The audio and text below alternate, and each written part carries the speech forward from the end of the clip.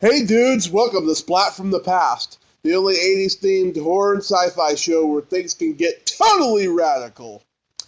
Now, today I will be welcoming back my good friend David Huband, who you may all remember from Police Academy 3 and Tommy Boy and several other movies, The Ladies' Man.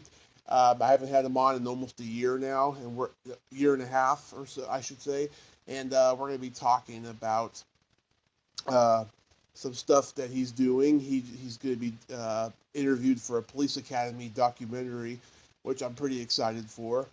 And I want to ask him about some movies that he did that I forgot to ask about last time.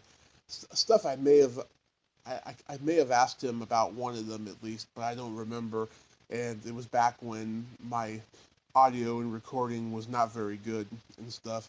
But we're going to talk nevertheless about past stuff and the documentary, whatever he can disclose about the documentary and stuff. So, yeah, here is my new interview with David Huband.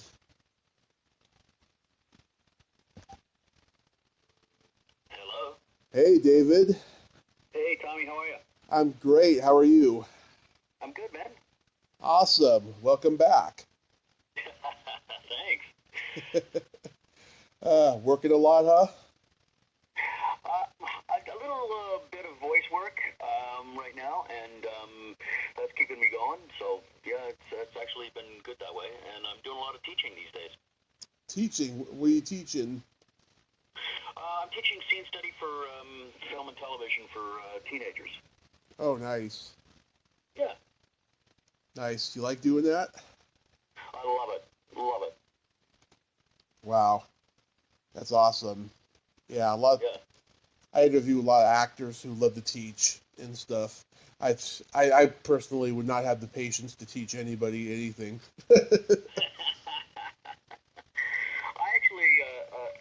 I actually kind of love it, and I've been doing it for a long time, and my wife has been doing it geez, she's been teaching in Humber College here in the film and television program for like 16 years now. So Nice, nice. So you were telling me that you're going to be interviewed for a Police Academy documentary. yeah, I got this weird email from this company in London, England, and they said that they had been down in LA interviewing a lot of the cast members from Police Academy 3, and then they were planning to wanting to interview me. So I said sure, and they said okay, well we'll check on a camera, camera crew and make arrangements. This was back in I think September. So Mm-hmm.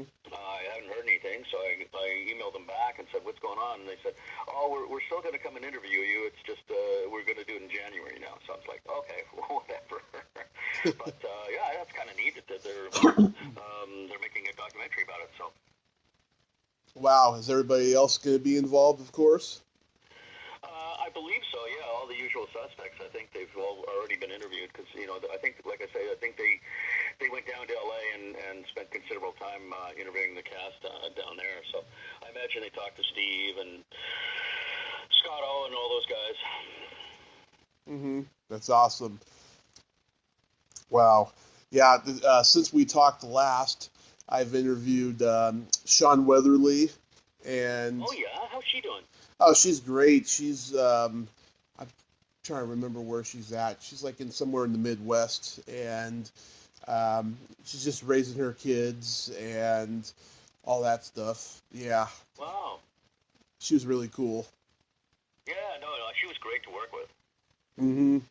Yeah, she told me she had a lot of fun making that movie. Yeah, yeah. Um, I did an email interview with Georgina Spelvin, the prostitute. Uh huh. Yeah, she was cool. Uh, I loved her. yeah. Do you know Monica Parker? No.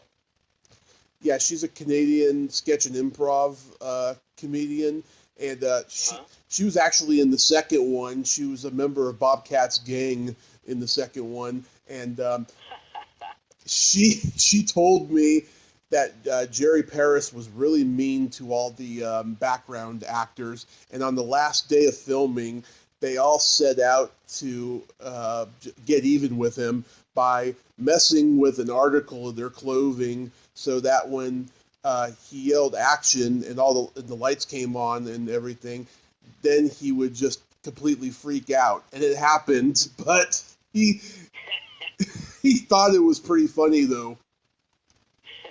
He had realized that he had been mean the whole time.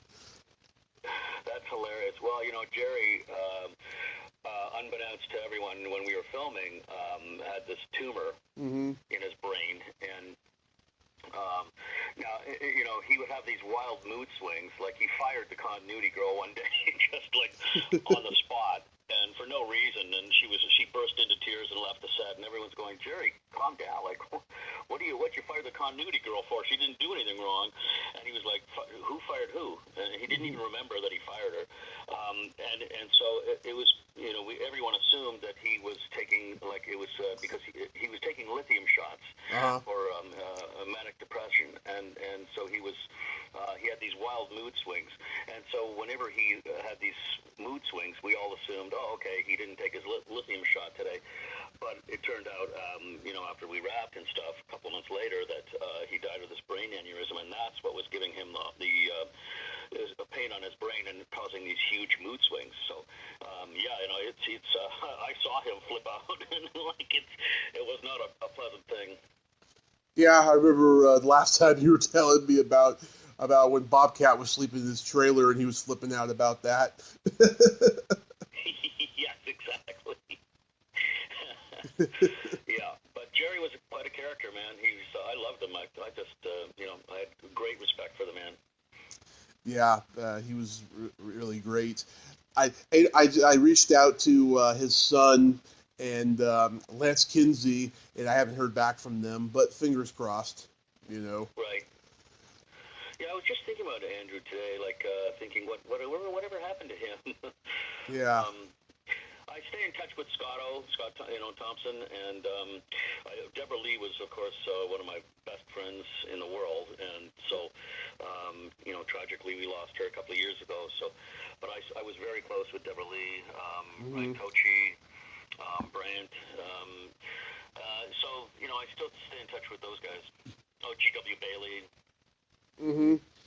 Scott Thompson, though, he's like nowhere to be found. What's he doing these days? He moved to New Orleans for a couple of years and was getting some work, not a lot, but just, I think he just needed to get away from LA, and so he was based in New Orleans for a while and had some health issues and fell ill, so I went down to New Orleans a couple of years ago and to sort of nurse him back to health and convince him to go back to LA because there was really nothing for him in New Orleans, and so that's what he eventually did. He moved back to Los Angeles, I think about a year and a half ago, and I don't know where he's living exactly. He may be living with G.W. Bailey. I'm not sure, but I know he's in L.A. Mm-hmm. That's about it. I'm friends with him on Facebook, and I still, call him every now and then on his birthday and chat on the phone and stuff. But so I do stay in touch with him, but I'm not exactly sure where he's living in L.A. Mm-hmm. That's great that you did that, though. Well, yeah, I was very concerned, and he's a dear friend, and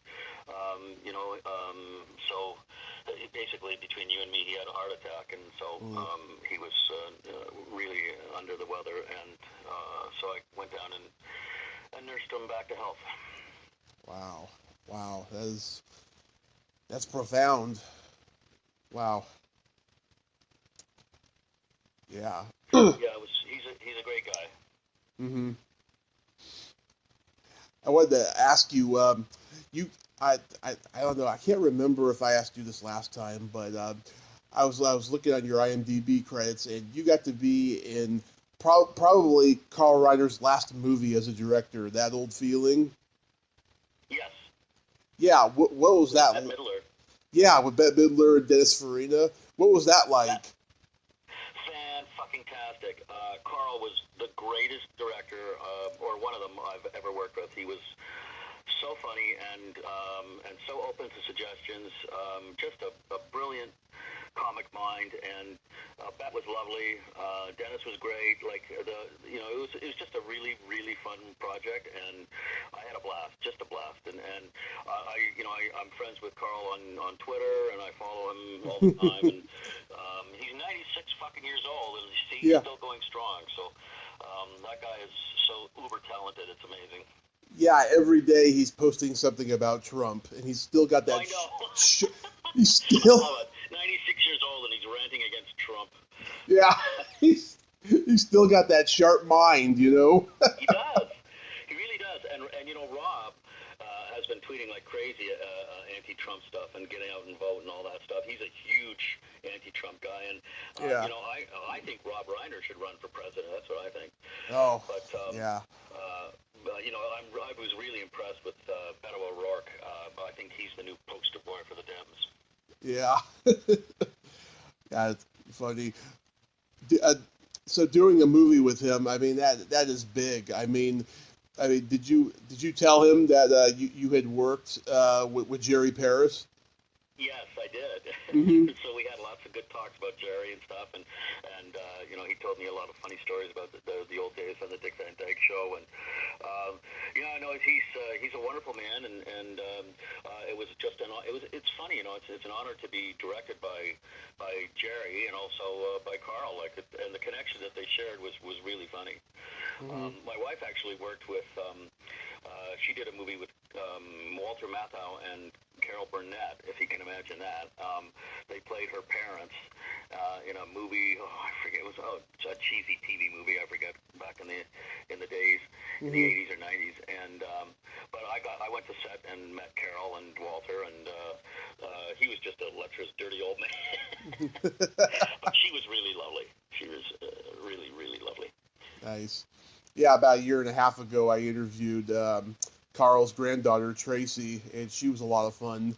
And she takes pride in the fact that she's in a show business family with the Reiners and the Marshalls. And yeah, it was pretty amazing. But no, it's I've always wondered too. Like I was thinking about Andy Paris, and thinking like it must be really difficult to grow up as the offspring of a very famous celebrity. It's because if you want to pursue your own career in the field, it's sometimes it's difficult. You have to live up to certain expectations that aren't necessarily fair. Yeah. Especially when it comes to coming in your own, and getting out of somebody's shadow, Exactly. Now, some people are able to do it, but it is. I imagine it would be quite difficult, Yeah. Yeah, but yes, indeed. I mean, God, you hear so many stories, especially like the kids of big stars and stuff, and some of them, end up going down the wrong path, or some of them are smart and they don't even go into the business. Yes, yeah. But there are success stories, like what's her name, who plays the mother on Young Sheldon? She's isn't she Blythe Danner's daughter or something, or I forget who, but she's the daughter of somebody famous, and she's carved out a nice career for herself. So it is, there are success stories. So. Absolutely. Yeah. I mean, it's funny, my son just graduated, my son Eddie graduated from theater school back in June, in the spring, at Bishop's University, and so he's now looking for work as a professional actor and forging his own career, and of course he's moved back home, which everybody does, right? Yeah. But so he's on his own path of creating work for himself and trying to find work and forge his own career. So it'll be interesting to see how he does too. How old is he? 22. Well, yeah. We'll see. Yeah, he's 22. Yeah. Oh, yeah. He's young. He's got time. Oh yeah. For sure. You were in a Showtime TV movie with James Woods called Dirty Pictures. Yes, James Woods. Yeah. What was that like? I played his lawyer. Mm-hmm. It's funny. It was it was a really interesting project about Maplethorpe, and James played the director, the art gallery director that brought Maplethorpe's exhibit into Cincinnati. And it was a really fascinating project. The guy who directed it was an old guy named, what was his name? I'd have to IMDb it, but he was the screenwriter of, I think I'm getting this right, but he was the screenwriter for The Wild One with Marlon Brando. Oh yeah. Frank, his name is Frank somebody, an old guy, but anyways, he was a director, but he also was a writer, and I think he won an Oscar for The Wild One, I'm not sure. But anyways, he was a great director, but James was amazing. He was, he had this, I guess, about a 4-page monologue on the stand, and I asked him a question, right, and then he just goes in this whole 4-page monologue, and before he did it, I looked at the DOP and I said, I bet you he does this in one take. And the DOP said, okay, you're on. Well, $20. So we start rolling, and he does the incredible monologue. Didn't miss a line, didn't make a mistake. 4 pages long, knew every word. He has a photographic memory. It was a brilliant performance, just absolutely stunning. And at the end, they say, okay, we're going to have to do it again. And I'm like, wait a second, that was a perfect take. And the DOP said, no, there's a technical issue. There's something wrong with the sound. So they had to do it again. But Jimmy nailed it again perfectly. But he was, he did 2 perfect takes. It was, not his fault.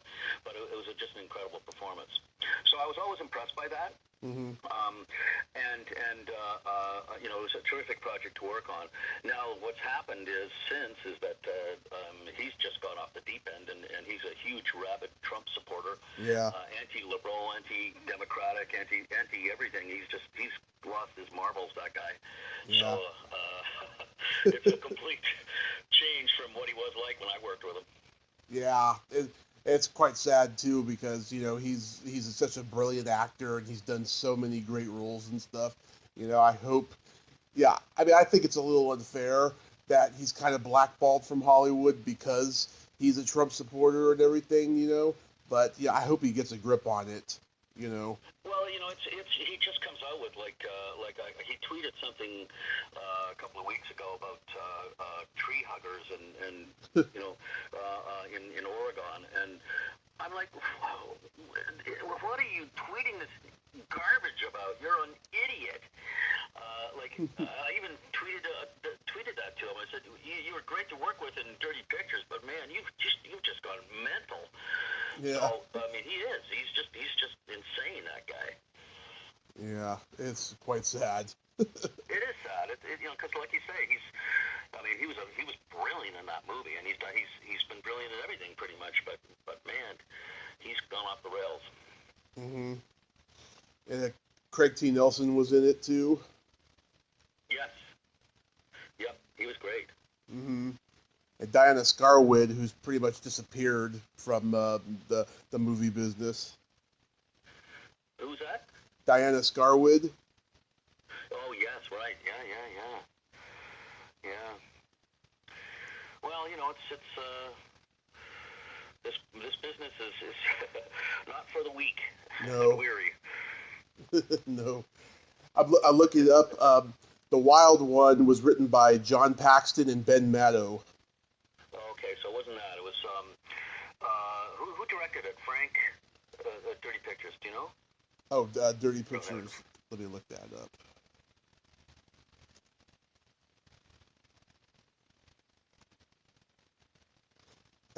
Yeah, Frank Pearson. Frank Pearson, that's it. And he wrote. What did he write? I can look that up too. It was what? I can look that up too. Oh, he wrote Cat Ballou. Cat Ballou? Yeah. That's right. Yeah, that's right. Great movie. Yeah, Lee Marvin's Academy Award-winning role, and ironically, it's a comedy. Yeah. Frank was great. Great to work with. Yeah. He also wrote Dog Day Afternoon and the 1976 version of A Star Is Born. Wow, he had a great career. Yeah, it sure did. It was fun working with him. You also worked with Ron Howard in Cinderella Man. Yes, and that was, of course, my favorite role of all time, and the best movie I've ever done. Mm-hmm. Yeah. Ronnie was great. He was just great to work with. Yeah, I heard everybody likes to work with Ron Howard. I've heard a lot of good Yeah. things and stuff. Yeah, he was fantastic.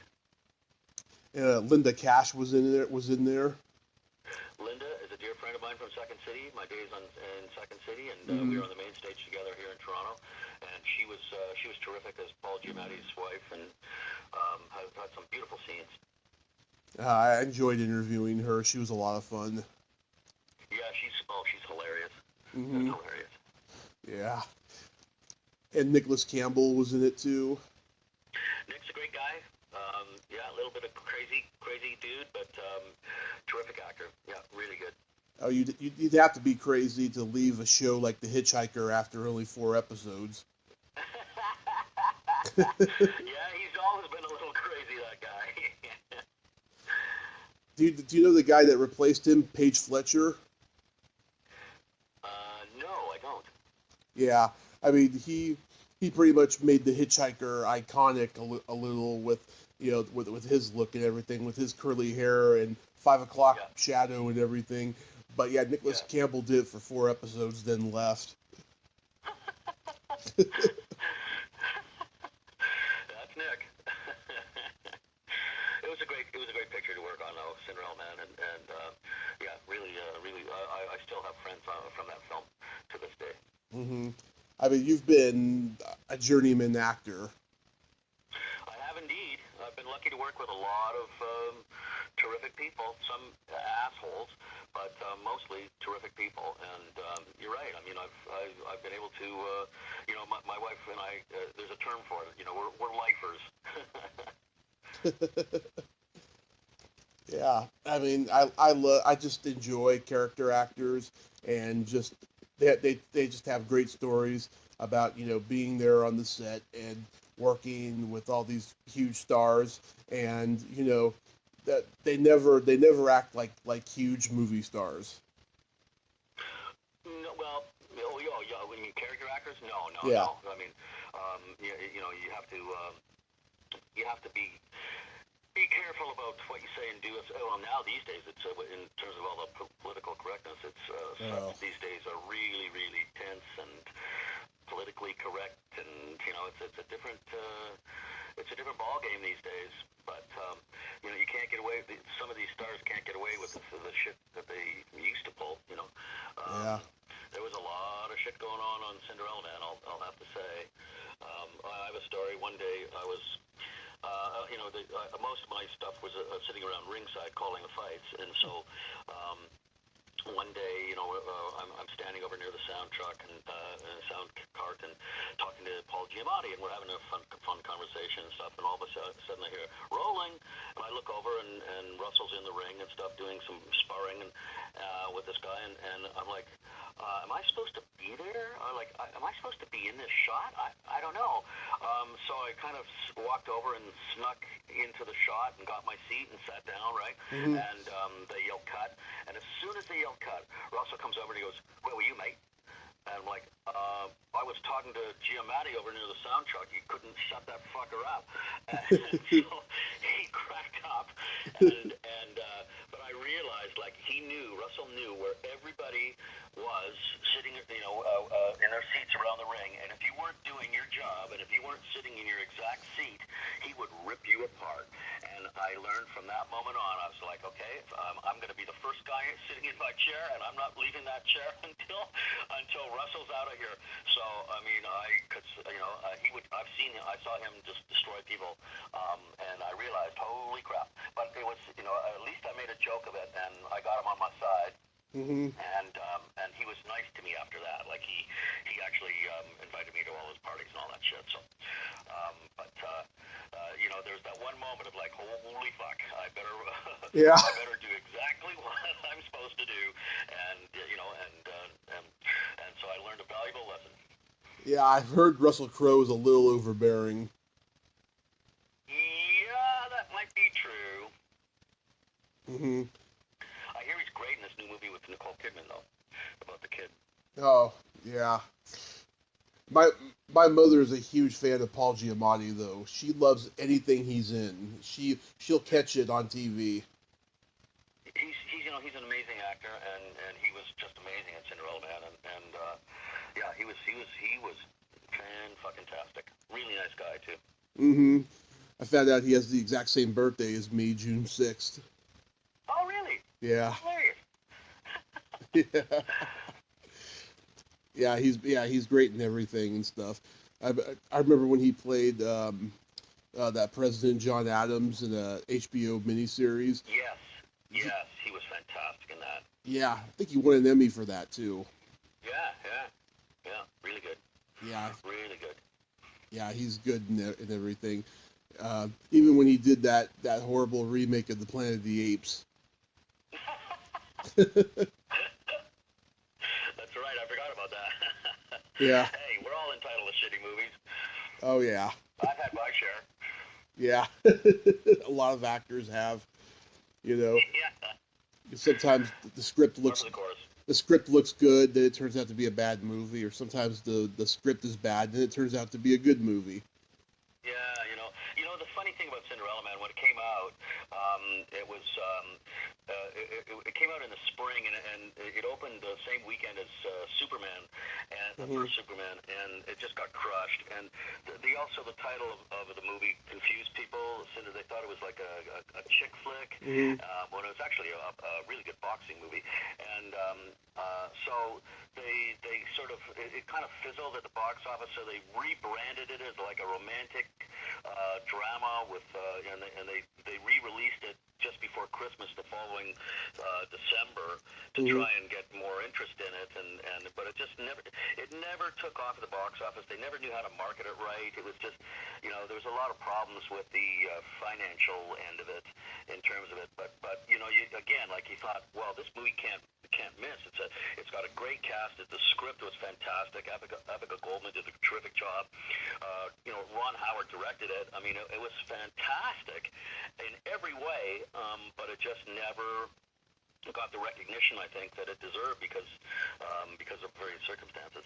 So Yeah, it might fall into a cult classic thing, yes, or one of Ron Howard's overlooked films in his directorial filmography someday. yep, yep, yep. I would agree. It's a terrific movie. It really is, and believe me, I've I've seen it hundreds of times. But no, it's a really terrific movie, and you're right. It maybe one day it will get the recognition it deserves. Hmm. Yeah. I'm trying to think. Like, I haven't heard too much. I may be wrong. I haven't heard too much of what Ron Howard's directing nowadays and stuff. I know he directed the Star Wars, one of the Star Wars things, and I think he's working on another project. I follow him on Twitter, but I forget what he's I think working on now. I think he's maybe taking a break because he's doing another round of voice stuff for Arrested Development. I know he's working on that, but not sure what his directorial projects are these days. Yeah, that the movie Solo, a Star Wars story. Yeah, I just looked it Yep, up and yep. stuff. Yeah, I didn't even see it. After I saw The Force Awakens, I was like, I'm not gonna go see any more Star Wars movies. Yeah, I kind of got bored with that too. I just don't know why Disney, first buys the franchise and then they decide to buy 20th Century Fox. That's just weird. I know. I give them 1 year. Yeah, yeah, yeah, exactly. Yeah, corporate hostile takeover. Yes, exactly. But it's interesting up here. There's we've lost a lot of business up in Toronto actually recently because there's the lack of studio space. Yeah. So CBS has actually is building a mega studio in Mississauga, which is a suburb of Toronto. It's actually its own city, but it's 20 minutes west of Toronto. So it's basically Toronto. And then there's another huge space that's being built north of Toronto. And then Pinewood, which is our current big studio space, they're also expanding as well. So they're trying to get all there is a Star Wars show shooting here in Toronto, and they're trying to get more studio space to attract bigger feature films and more projects from Amazon and Netflix and all that stuff. So it'll be interesting to see how much work is generated from those three expansions. Yeah, I think the last time I talked to Lynn Griffin, she was telling me about the lack of studios in Canada. Yeah. So it is being addressed, but it'll be interesting to see what they get. Yeah, that's great. Do you have any upcoming projects that you can talk about? Yeah, my comedy troupe, Illustrated Man, we formed basically myself and two guys from Second City, Bruce Hunter and Adrian Truss, and we got together after we all were fired from Second City separately, and we formed our own troupe, and this was about 28 years ago, I think, somewhere in the early 80s, mid 80s.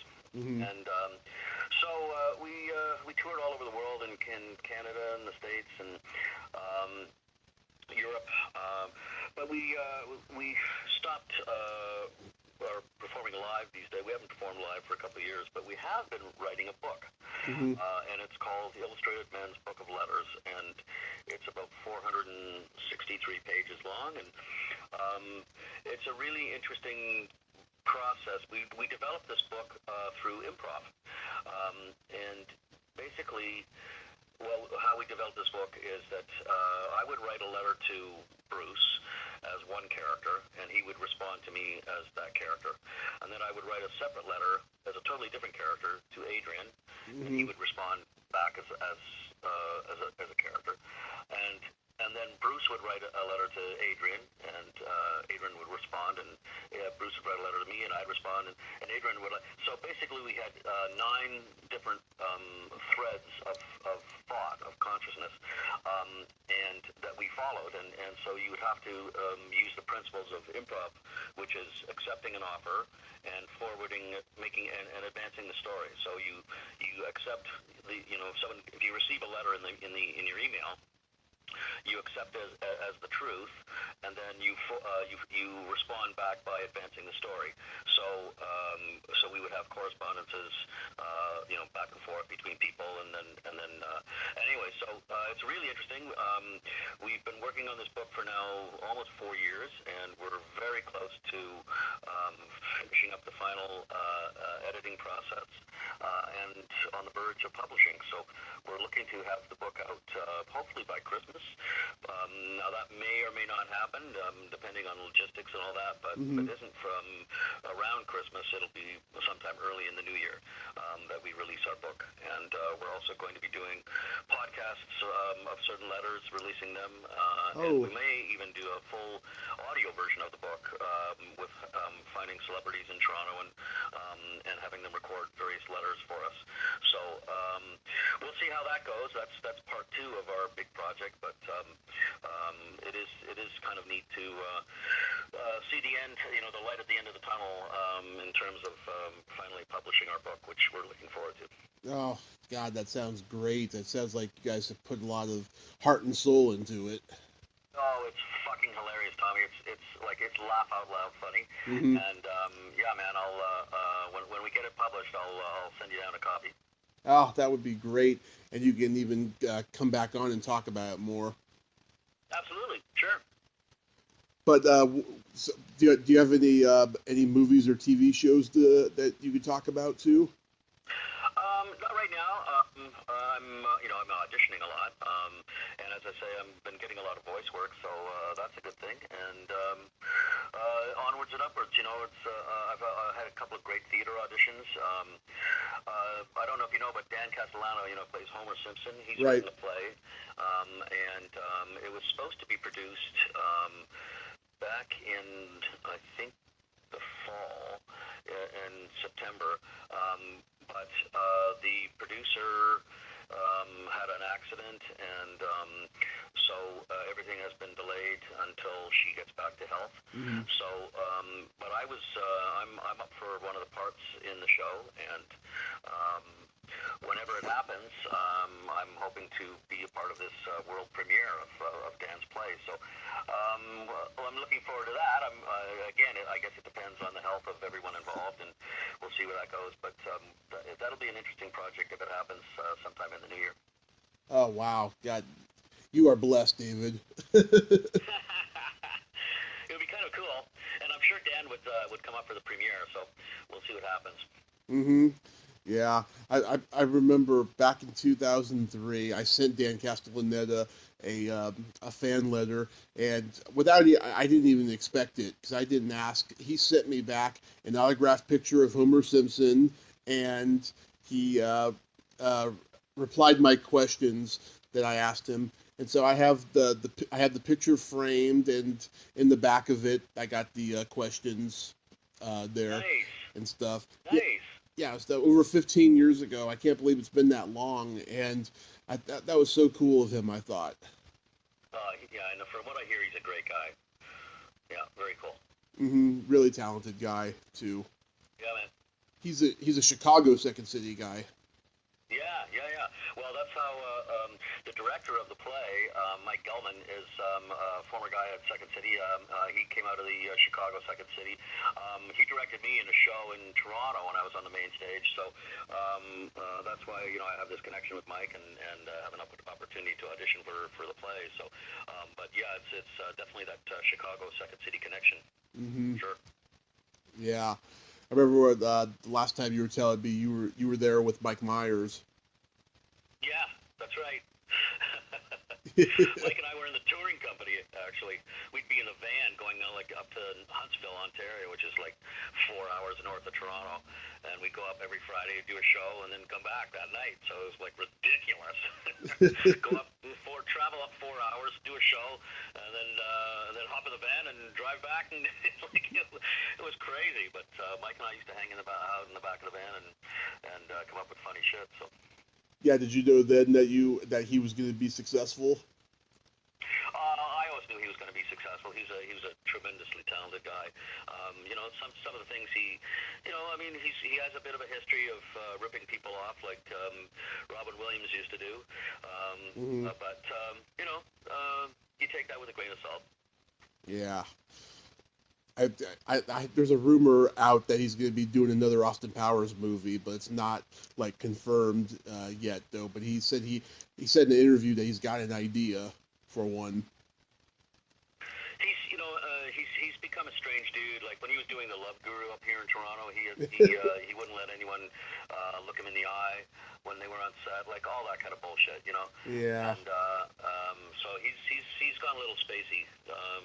Not in James Woods kind of category, like Yeah. Where he's completely lost his marbles, but Mike's gone a little bit off the deep end himself. So we'll see. Yeah. I saw the Love Guru in the theaters, and I was like, oh my God, what is this? It's a piece of crap. That's what it is. But Yeah. there you go. There was a couple of good moments in it though, a couple, Yeah. but it was weird. It's a shitty movie. Well, David, I thank you so much for coming on again, and I hope you have happy holidays. And yeah, definitely come back when the book comes out, even if it's in a month from now. Absolutely. I'd love to. And like I say, when it all gets put together, I'll send you a copy and we can chat about it.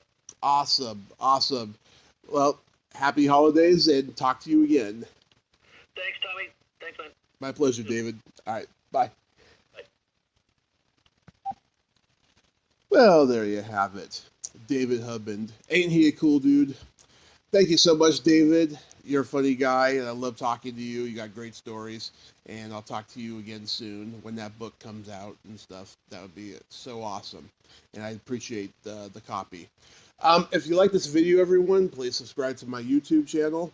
Add me as a friend on Facebook. Join my Tommy Kovac comedian page on Facebook. Follow me on Twitter and Instagram and all that fun stuff. Well, that's all the time we have this week on Splat from the Past.